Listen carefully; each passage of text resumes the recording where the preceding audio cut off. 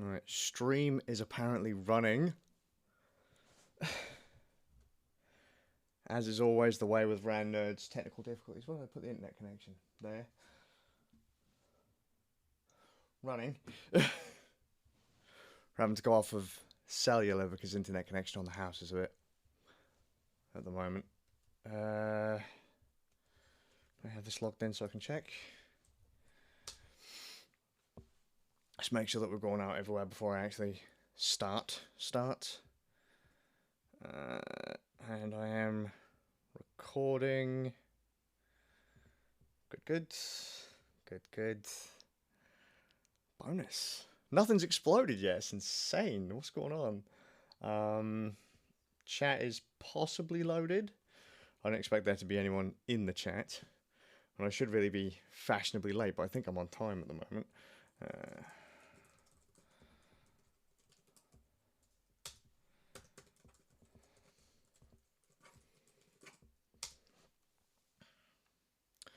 As soon as I can confirm that we're actually live, and then we have audio coming out. No Amazon originals. What the?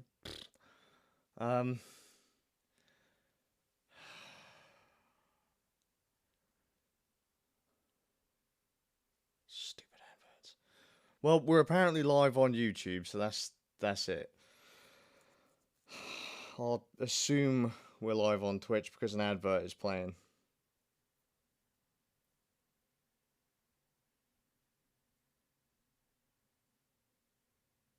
Yes.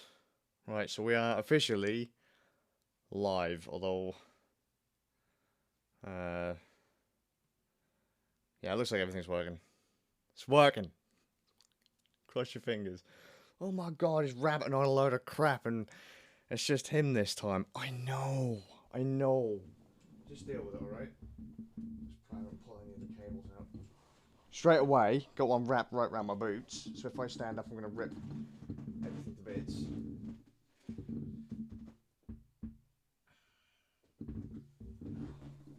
Right. Here we go. This is terrifying. And only 2 minutes late. I feel really bad.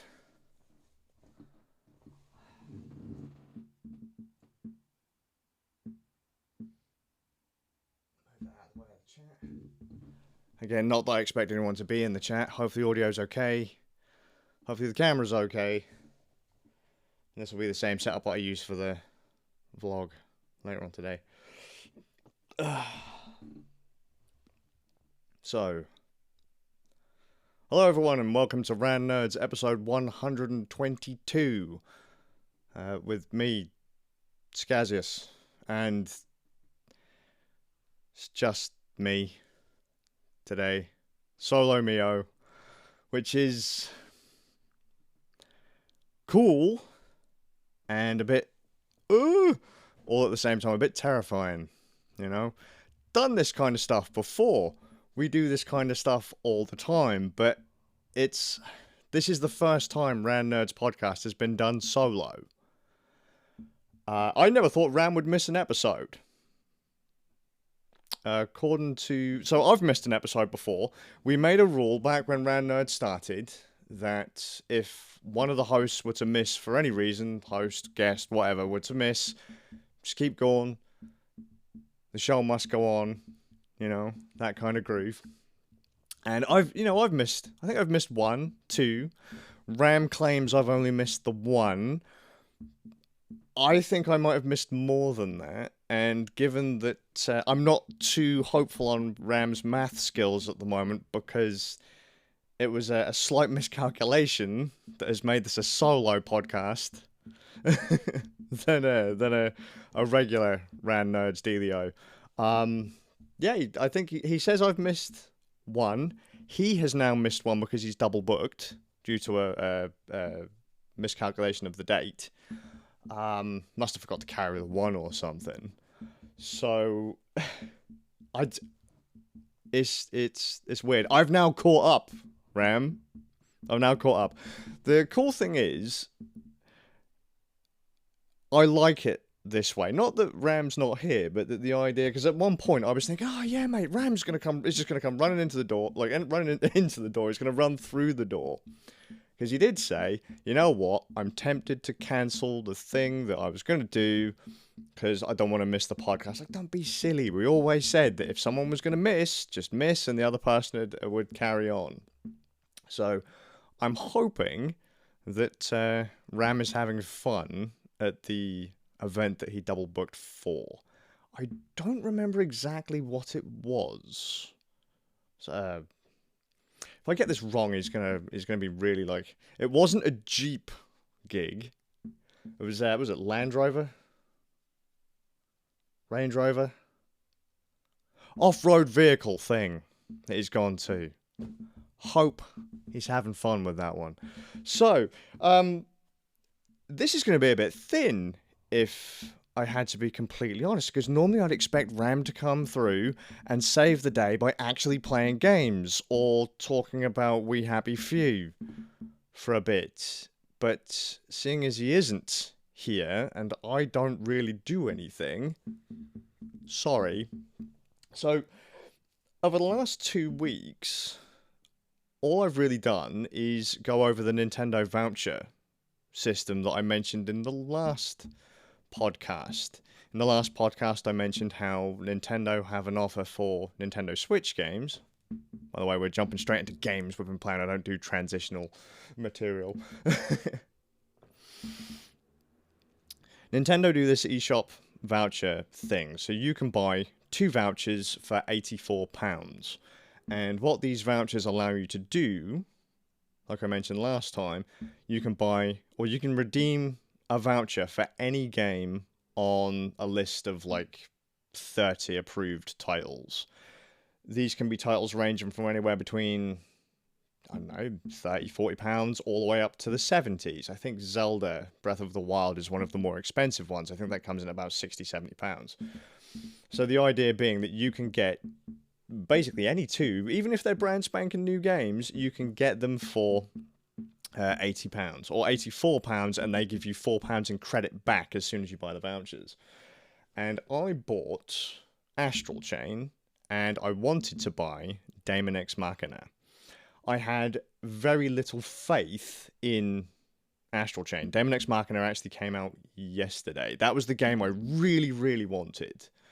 And I was like, I need another game on the list that I can play for a little while. A lot of the other titles I already owned or had very little interest in. And Astral Chain was new. So I thought, alright, I'm going to take a punt on that one. And see how it goes. And I'll tell you now, if I had to tell you to pick a game this year for Nintendo Switch, pick Astral Chain. If you wanted to see a really nice, well-crafted action RPG, this is it. If you want to see what the Switch is capable of, Astral Chain is the game to play. It's absolutely beautiful. It's got a 3D anime-esque style. It's developed by Platinum Games, so they're known for really pretty, over-the-top titles, like Bayonetta 1 and 2. They did Wonderful 101 on Wii U. They did Nier Automata, which, admittedly, whilst I didn't like the story, it was a beautiful game. Absolutely gorgeous game. They make games with decent soundtracks. If you want a visual treat, Platinum Games generally do the trick. And Astral Chain is no exception. It really is a gorgeous, gorgeous title. Cracking music. And it lasted. I've been playing it near solidly for the last 2 weeks. I've put in, I would imagine, depending on your play style, you'd get about 25 to 35, maybe 40 hours out of it. And that's without really rushing it. I still haven't actually finished it. I finished the main game. I'm now on post-game stuff on one playthrough. So the groove with Astral Chain, without trying to spoil too much for you, the world is in ruins, like I mentioned in the last podcast. Because the last podcast I only really had a taster of a couple of hours of it. The world is in ruins. I can't exactly remember why the world is in ruins, but know that humanity literally survives only in one place, the Ark. It's a man-made island that has been floated out into the middle of the ocean away from all other land masses due to corruption from another dimension, the Astral Plane.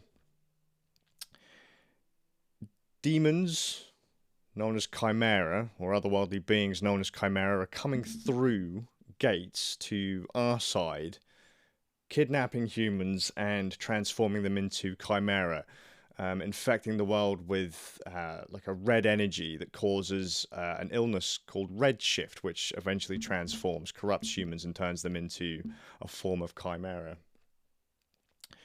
You are part of a special police force that has the ability to control a captured Chimera, which they then call a Legion, and it is attached to you by the Astral Chain. With this setup, you can see other Chimera and fight them, and it's up to you to defend humanity.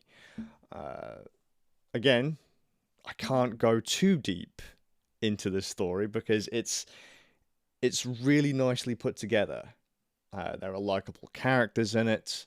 The world feels quite alive. As a police officer, you have to do really silly little bits. There are parts in the game where you are just wandering around looking for clues. You're doing kind of investigation stages, talking to people, arresting criminals. Helping people find, like helping lost children find their mothers, finding people's lost pets, cleaning up graffiti and arresting, graffiti artists, finding out what happened to certain people or people's property, or people report strange events happening and you have to kind of get down to the nitty-gritty.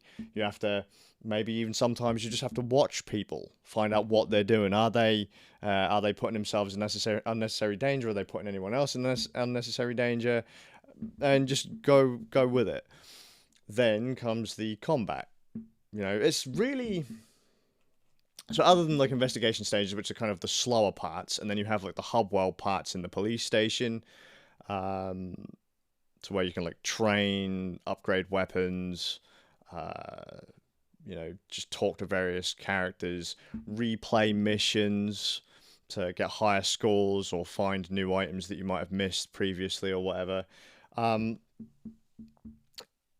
It's combat heavy and it's gorgeous. It's very Bayonetta flamboyant, very Nier Automata flamboyant. Flips and kicks and they're shooting big swords and big explosions and things, using your Legion to help you in combat. So it's kind of like the Legion is AI controlled, but you can take light control of it with a trigger button and the right stick, so you can kind of move the Legion around to kind of point them at enemies that you want to face.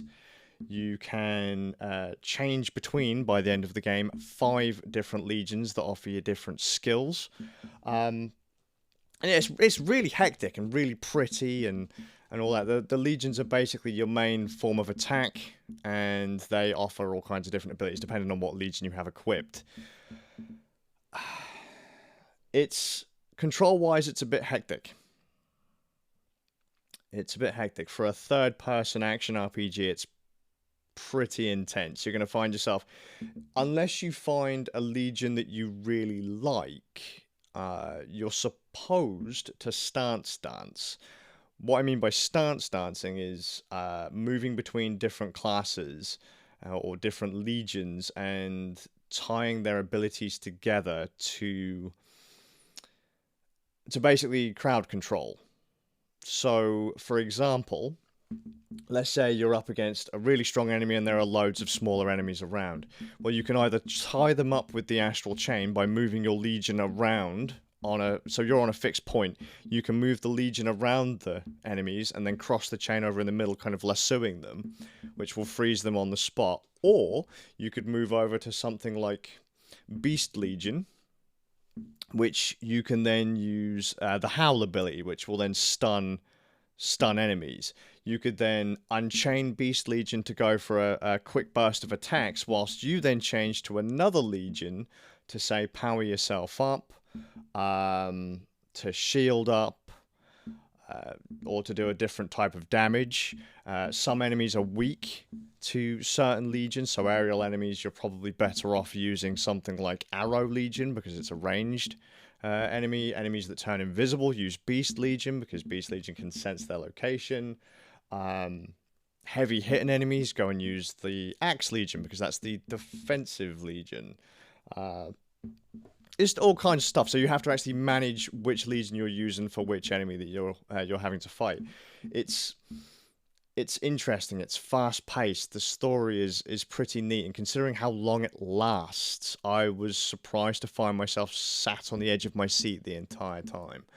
It's a tough one to explain, but it's one that you really have to play. I don't know if there's a demo available for it, but I have been live streaming it, and I should probably put some clips up on the Rand Nerds website at some point, because it is a very, very nice game. Very nice game. Yeah, combat heavy. Story's pretty heavy. Loads of like little mini gamey things through the investigation stuff, which you can use your legions to help you through. So like, you know, finding people, you'd use Beast Legion. Moving debris and vehicles and things, you use Arm Legion, which is like your Strongman Legion. Once you could go through a file, which is a level, and find that you can't go through certain areas yet, only to then later on unlock another legion that will have an ability that would allow you to pass that locked off area. So replayability is pretty solid too. Higher difficulties unlock as you go through stages. So if you go through a stage on casual, which I think is the default mode, it will unlock the higher platinum difficulties. Platinum being the makers of the game, they have kind of like super hard modes where you can't die at all. If you die, it's like instant permadeath. You don't have any extra lives or anything like that. It's one you have to play. If you're a fan of Bayonetta or Nier or Platinum games in general, games like Devil May Cry, it has a flamboyant combat style like that, really over the top. There are some control issues, but it really does just take practice. You know, having to manage your different legions, different abilities and things like that. It's all just going to be down to practice, and it could take a few hours to get into. But when you do get into it, it's very impressive, very fluid, and it feels very rewarding to take down giant enemies that just randomly appear. You know, you go through a certain part of the story, and all of a sudden, you know, the big bad turns up, and massive monster the size of a building turns up, and you have to fight it in typical Platinum style. I would recommend it. I bought that game using the voucher, assuming that would kind of be my discount game, and it's turned into my third most played single player game on Nintendo Switch. It's terrifyingly good. So then the other one, Switch the choice number 2, Daemon X Machina, which is, imagine modern day Armored Core. If anyone has played previous titles in Armored Core style games, we're talking like Gun Griffin, Armored Core, Mech Warrior, but Mech Warrior is kind of a more sim-heavy, realistic-y, kind of slow-moving, big giant robot thing. Hawken, faster-paced, Chrome Hounds, stuff like that. You basically get in Armored Core games and things, Armored Core is literally Daemon X Machina. You get a suit, you get to customize the suit, the legs, the torso, the head, program different chips, mount tons of weapons to the damn thing, special abilities and all that. If you're a fan of giant robot games, Daemon X Machina is one to look at. It's a Nintendo Switch exclusive. As I say, I was super psyched for this game. I played the preview a while back, and it was cool. Third-person giant robot game, what's not to like? You know, it's very arcadey. I know Ram wouldn't be so much into that one. He's more into the slower-paced kind of mech warrior things, where they're kind of more realistic and the suits feel more weighty. But it's all right. It's by Marvelous Games. So it's another cel-shaded style. Story-wise, I don't know what to say. I'm kind of avoiding talking about anything other than the suits because I don't quite understand. It came out with a demo, I think, last week. And the demo is supposed to be the first part of the game. And when I initially fired up the demo, I thought I might have skipped something. Because I had no idea what the hell was going on. The intro to the game is that humanity... So you see the Earth from the view of a satellite. All of a sudden, it looks like there's an eruption on the moon starts to crack, a piece of the moon falls, breaks away, falls and hits the Earth. Massive explosion. And I guess we didn't all die somehow. I don't quite understand how we didn't all die. I'd have thought an impact like that would have wiped humanity out. No problem, but you know, we're a resilient disease. From that point on, your character wakes up. You go into character creation. You create an outer, which is... I don't know. Not really particularly well explained. Maybe I missed something. I honestly do think I might have skipped a cutscene or something, but... Pilots of giant robots, arsenals, are called outers. There are a group of factions controlling what is left of the Earth. After the moon hit the Earth, we have a new element floating about, which is also highly toxic to humanity, but is also now our kind of greatest. It is the one resource to rule them all. And I don't get what's going on. Mercenaries going around in giant robots fighting each other, fighting rogue AIs because there was an AI designed to help in the cleanup, and then it went rogue and decided that humans were bad and is now mass producing vehicles to fight humans. I don't know. I really don't know. I started playing the game and I was terrified. I was like, oh my god, is the game that I was super psyched and looking forward to going to be the bum game? I thought Astral Chain was going to be the one that was going to be like, it's alright, but it's not great. Maybe Daemon X Machina is going to be the, it's alright. The story does start to flesh itself out, but it takes about 5 hours for them to start really explaining what's going on, and even then, it's not about what's happened to the planet. It's about how people are coping after what's happened to the planet.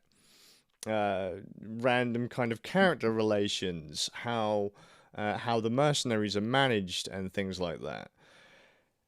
It's a third-person shooter, giant robot arcade action game. If you like customizing giant robots, changing their arms, changing their legs, changing their bodies, changing weapon loadouts, customizing colors, putting decals on everything. Rad game. It's got an online co-op mode. There are giant suits that remind me of Crime Hounds mini bosses or game bosses in Crime Hounds. Like every week there was a special boss that would appear that would be like, 10 times bigger than any other suit or any other enemy you've ever had to fight, and you'd all get together to fight this one big suit. There's stuff like that. I think the multiplayer is going to be what saves this game, because so far, and I only haven't played it a little bit, the story's a bit, for me. There's an ice cream parlor in it. That might be a saving grace for a lot of people. Right next door to the augmentation and plastic surgery room, because right after you start regretting life choices, you go out and have some ice cream. Yeah. Minor gripes other than not knowing what the hell is going on in the story, because it looks very pretty. And don't get me wrong, Marvelous Games aren't known for making super hardcore, mega amazing titles. They publish fun games, but they're never super high budget. If characters aren't... So characters are very repetitive. When you're on the battlefield, they'll say like a random slogan, and then 20 seconds later something will happen, they'll repeat that same line. They might say something different, but they'll likely say the same line. If a character is in the middle of a piece of in-mission dialogue, and then all of a sudden an event triggers, the dialogue is just cut flat. It's just gone. Even mid-sentence, it's gone, and it will move to the next cutscene. Cutscenes, other than a handful of them, have been incredibly short, only to be tied into more dialogue just on-screen dialogue, just text. Most of the stuff is voice acted, mind you, but it's just like, it's a still frame. And like, if you've ever seen a text message conversation on your phone, where it's got one side for one person, one side for another person, and it's like different colors with like little icons or whatever, that is basically how dialogue happens in this game, and it happens a lot. It's fast. It is fun. It's fun enough to... I've bought the game twice. I bought it on the voucher scheme digitally, and then I thought, you know what, I'm actually gonna... I like the design of the arsenals, because I am a bit of a mech head. The collector's edition of the game, that's like $80, comes with a tiny arsenal statue. So I thought, I'll get it. I'll get it. I kind of like the statue, so I'll go with that. But it's a tough one. Is it as good as Astral Chain? If you want to get your teeth into a good story, I'd probably go Astral Chain. Of the two. Would I recommend it if you're into giant robots? Yes. Do you like fast-paced, over-the-top combat? Get it. Do you like taking down giant robots with your mates? Get it. Admittedly, I haven't tried the online multiplayer yet, but, you know, there are some gripes, as I say, dialogue being cut off. Oh, and flight mechanics are a little awkward, but apparently there are upgrades to your suit that make that better. And you have the option of not even being in your suit. You can run around the battlefield as an outer, just as the regular human-y person running around. That's a thing. Your suit gets blown up, you can run around as an outer, or there are some missions where you just play as an outer.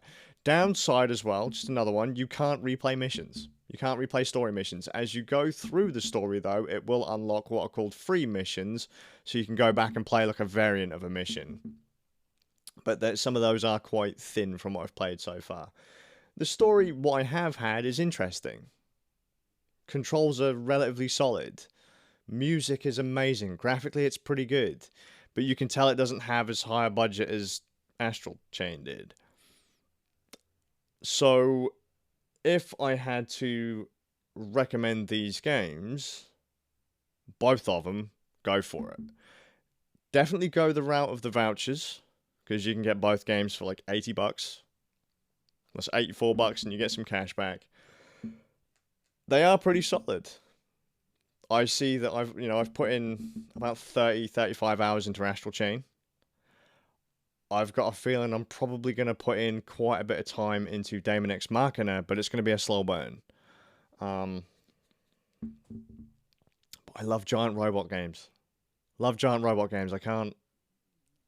It's got faults. It's got flaws, but it's neat. There's stance, and then hardcore controls in one game.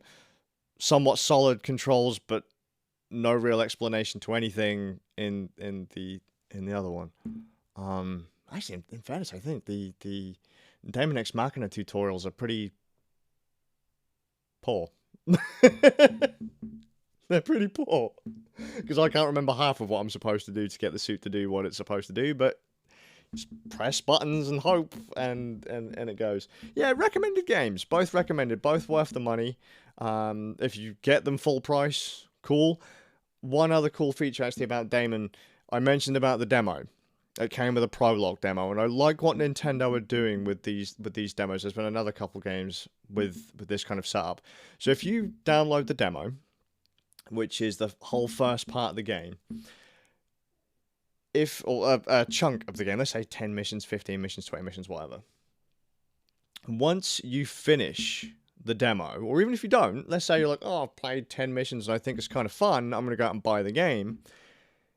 Start up the main game, hit new game, and the system will say, oh, hey, I found a compatible save file.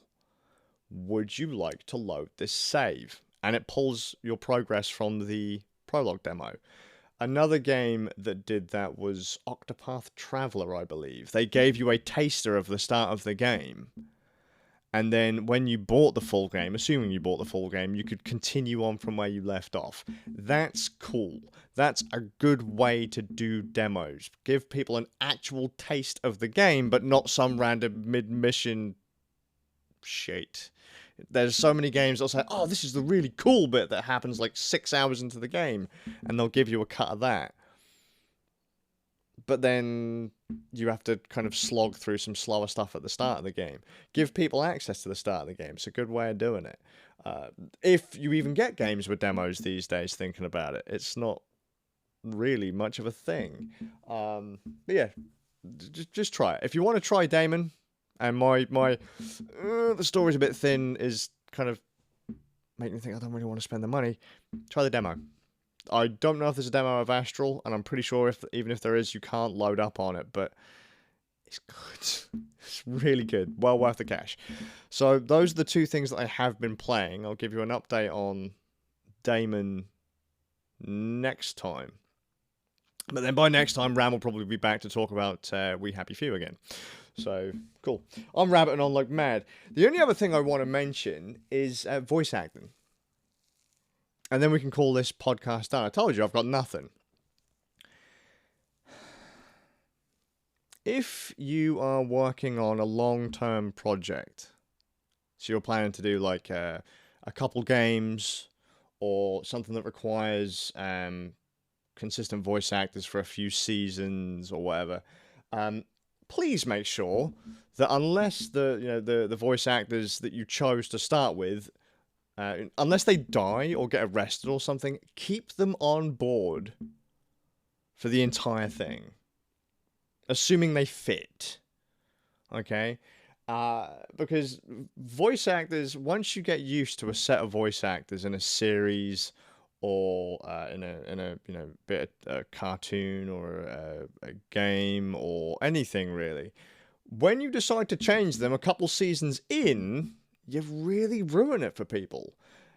It's hard for people to disconnect the old voice, the old character, and stick to the new one. It would be kind of like if every Rand Nerds podcast became random, incoherent gibberish like this one. If Ram wasn't here to pull the leash and say, no, we're gonna do this, which was my job at the start of the podcast. If Ram weren't here, the podcast would probably fall into ruin very quickly. People would disconnect because they don't have the other side. Yeah, try to keep voice actors in, unless even if like you've got a voice actor in a role and you don't like them. Let's say they've said something that pisses you off. Keep them in for the sake of the story. If there's a voice actor that is sick, wait for them. If they've played your character for multiple games, keep them about.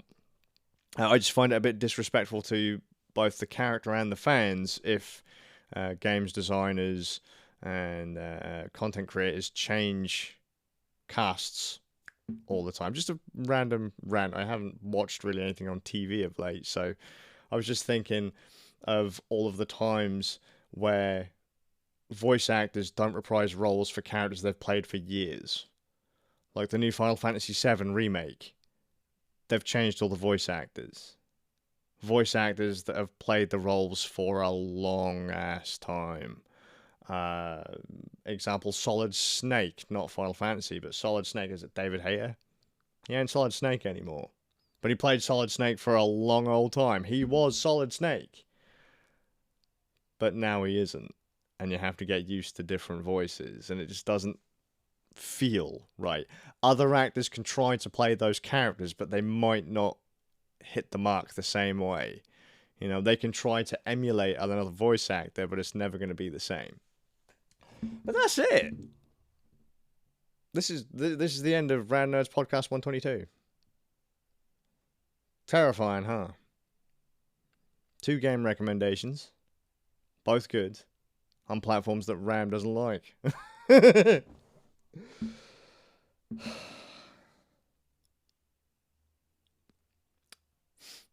Sorry. That's that. We'll see you all. Well, I'll see you in a fortnight. Hopefully Ram will be back in a fortnight. Take it easy. If any of you will play these games, feel free to wing us a message on Twitter at Rand Nerds.